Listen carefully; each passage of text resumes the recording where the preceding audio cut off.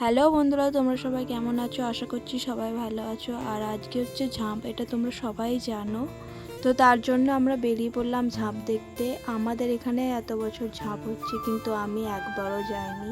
তোমরা হয়তো বিশ্বাস করবে না, কিন্তু হ্যাঁ, এটাই সত্যি, আমিও একবারও যাইনি। তাই এবারে দিদি বৌদি মিলে বললো চলো যাই, তো তার জন্যই যাচ্ছি। তো তারপরে আমরা চলে এলাম আমাদের শিবতলায়, যেহেতু এখানে ঝাঁপ হবে।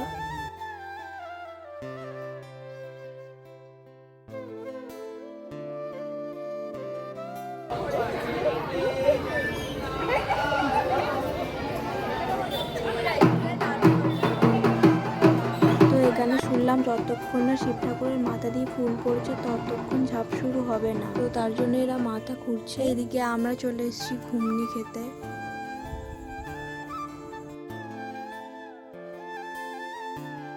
ঘুগনি খাওয়া শেষ করেই আমরা চলে গেছি ফুচকার দোকানে।